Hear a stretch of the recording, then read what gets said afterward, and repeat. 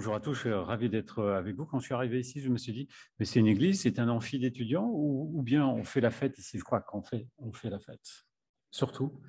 J'étais surpris de voir que plus personne n'a un masque. Moi, je viens d'un pays où il y a encore 1400 d'incidence pour 100 000 habitants tous les jours. Alors, voilà, vous avez redécouvert votre liberté, ça fait plaisir à voir, mais prudence peut-être, hein, parce qu'on a une interne, une chef. Elle a fait le 3e Covid, là. Elle en a fait un, elle a fait le Delta. C'était vers le mois d'octobre. Il y a un mois, elle a fait un BA1. Et puis là, cette semaine, la semaine dernière, elle fait un BA2. Donc, méfiez-vous quand même. Alors, on va commencer 10 minutes sur la revue de la littérature. Enfin, je ne suis pas un rabat-joie, hein, mais revue de la littérature de la sclérodermie systémique de ces 12 derniers mois, parce que 12-18 derniers mois, on n'a pas été très précis puisqu'il y avait beaucoup d'événements imprévus pendant cette période-là.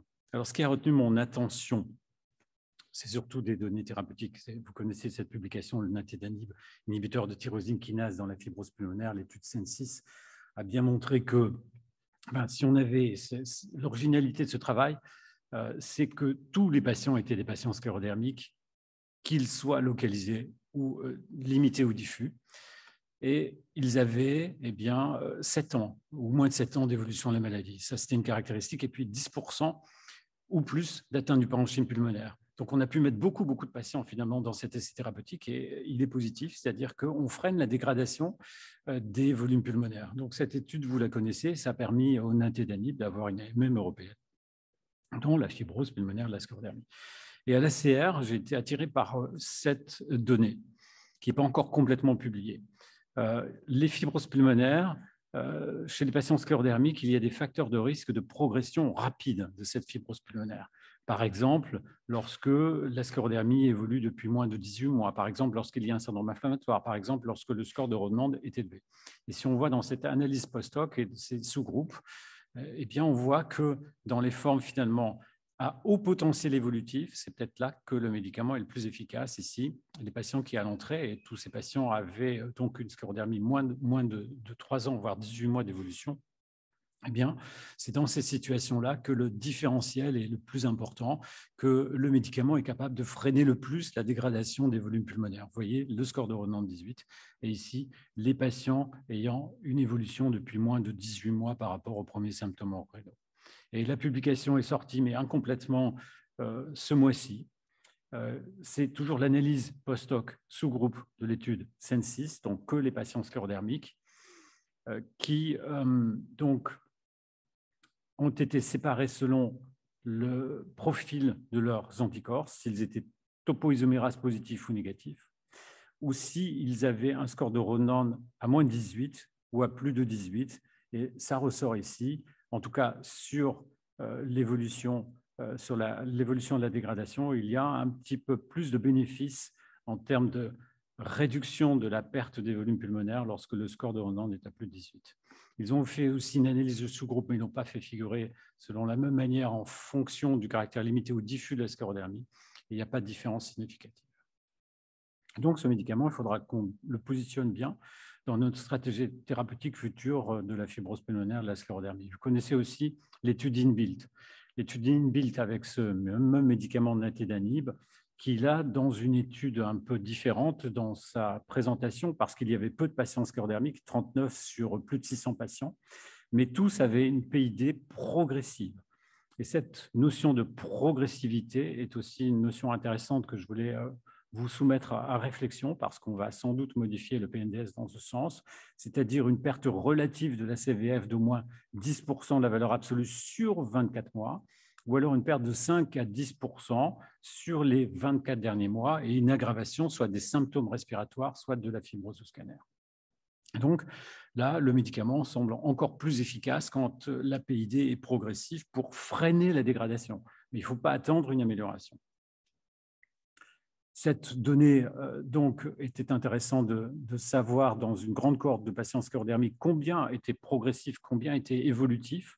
Quand on a une PID et une sclérodermie, bien dans la grande cohorte EUSTAR, où il y a maintenant plus de 15 000 patients, mais il y en avait 535 qui avaient suffisamment de points de suivi pour qu'on puisse déterminer sur la CVF et non le scanner, si la PID était progressive, eh bien, on se rend compte qu'un tiers de nos patients sclérodermiques ont une PID progressive, mais qu'il y a une progression qui varie. Il y a des progressions très rapides, des progressions modérées, des progressions lentes en termes de dégradation des volumes pulmonaires.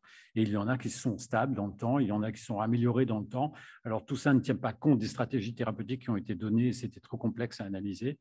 Mais peut-être donc ce médicament est à réserver dans les formes progressives et peut-être selon la définition de l'étude INBUILD ou une autre. Autre médicament qui paraît intéressant et séduisant dans la sclérodermie systémique, c'est le tocilizumab. Vous connaissez cette publication de Dinesh Khanna qui montrait dans un objectif primaire de patients atteints de sclérodermie cutanée diffuse, c'était une phase 3, ils avaient tous moins de 60 mois d'évolution, ils avaient tous un score de Rodnan entre 10 et 35, c'est-à-dire une capacité de progression et d'aggravation. Ces patients n'avaient pas d'immunosuppresseurs associés, c'était un critère d'exclusion. Ils avaient tous un syndrome inflammatoire ou une hyperplaquettose ou des critères d'activité de la maladie. Ils recevaient le tocilizumab sous-cutané. Eh bien, la semaine 48, sur le primary endpoint, il n'y a pas de différence significative. Mais sur un des critères secondaires qui était l'évolution de la CVF, il y avait un signal, et ça, c'est une analyse de sous-groupe de cette étude, des patients qui avaient une pneumopathie infiltrative. Il y avait 106, 104 patients initialement, et bien parmi le groupe placebo des 106, il y en a 68 qui avaient une PID. Sur les 104 tocilizumab, il y en a 68 qui avaient une PID. Et si on regarde là l'évolution à 48 semaines, elle est très nettement significative. Il n'y a pas d'amélioration, mais il n'y a pas plus de dégradation par rapport au bras placebo des volumes pulmonaires. Et ceci a permis, et de façon incroyable, au tocilizumab d'obtenir une autorisation par la FDA de prescription dans la fibrose pulmonaire de la sclérodermie. Au Japon aussi, mais c'est les Japonais qui fabriquent le médicament, donc c'était plus facile là-bas. Mais aux États-Unis, la FDA a donné sur un essai thérapeutique négatif sur un critère primaire une autorisation d'utilisation parce qu'il y avait un critère secondaire qui était positif, alors qu'en principe, les critères secondaires, on ne les regarde pas dans un essai qui a un critère primaire négatif. En Europe, ça risque d'être plus compliqué. Enfin, en tout cas, on a quand même monté avec la filière IFI2R un dossier pour obtenir un cadre de prescription compassionnelle, donc un ancien RTU. C'est en cours d'analyse auprès de la NSM. Ça aussi, c'est une étude qui m'a beaucoup surprise, le rituximab dans les fibroses pulmonaires de la sclérodermie. Alors, on regarde quelle est la population. On voit tout de suite bien que les courbes sont significatives, mais qu'est-ce que ça veut dire? On prend tout d'abord des patients qui ont une sclérodermie, qui ont plus de 6 mois de survie potentielle, qui ont un score de Rodnan à au moins 10.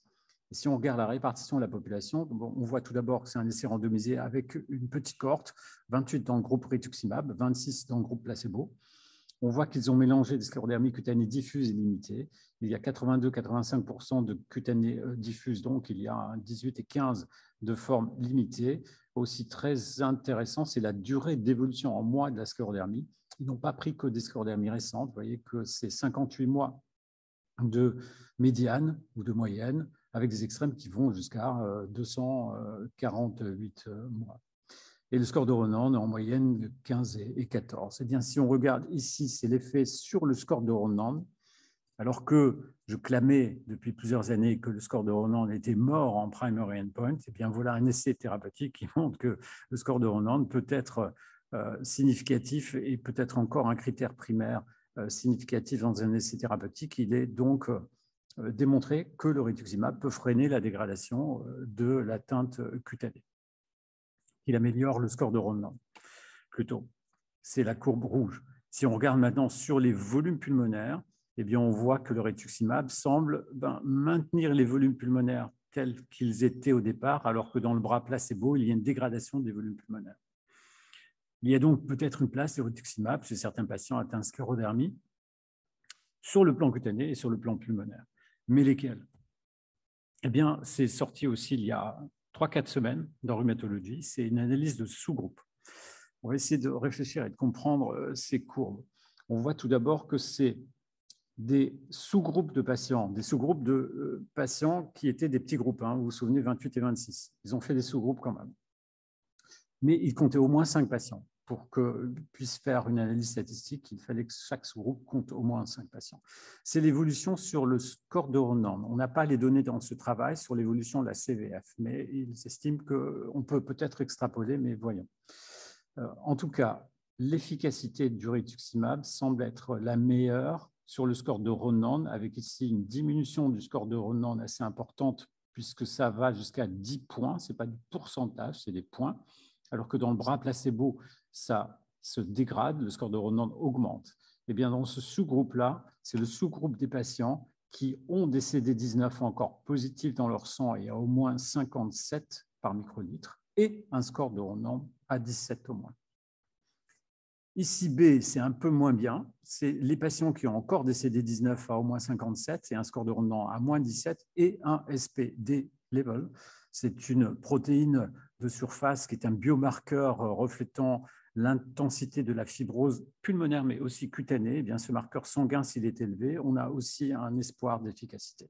Mais on n'a pas d'efficacité du rituximab si le patient, au départ, avant l'administration du médicament, a moins de 57 CD19 par microlitre.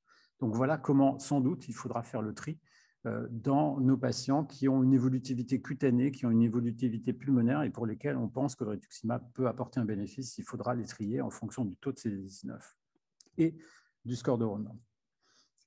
Un petit travail du service qui est parti en prospectif et qui montre l'intérêt, sans doute, pour évaluer l'activité et la sévérité de la fibrose pulmonaire dans la sclérodermie. C'est le TEP scanner. Et on voit chez ce patient avec sclérodermie, vous voyez, le TEP, il y a un hypermétabolisme. Eh bien, on a l'impression que quand il y a un hypermétabolisme de la fibrose pulmonaire, elle est active. Peut-être on peut encore agir dessus. Et on est en train de faire un travail sur les données prospectives et évolutives, voir si vraiment c'est bien corrélé à l'évolution plus importante et plus sévère de la maladie.